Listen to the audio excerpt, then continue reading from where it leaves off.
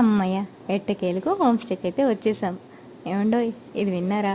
ఇప్పుడు నాతో పాటు నా చిట్టి తల్లి కూడా వాయిస్ ఓవర్ చెప్పడానికి రెడీగా ఉందనమాట.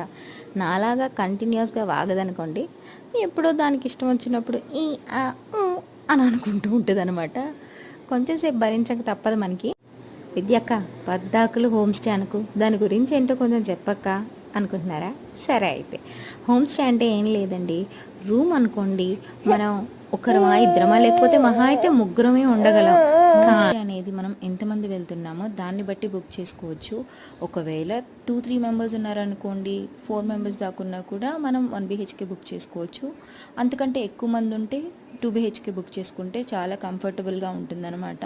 హోమ్ స్టే కదా ఎలా ఉంటుందా అని అనుకోకండి, ఇంట్లో ఉన్న విధంగానే ఉంటుందన్నమాట. నాన్న మాతో పాటే వచ్చేసి ఫ్రెష్ అయిపోయి పైన దేవస్థానానికి వెళ్ళొచ్చు, కానీ ముందే వెళ్ళడానికి ఒక రీజన్ అంటూ ఉందన్నమాట. సరే ఉంటా మరి, ఎప్పుడు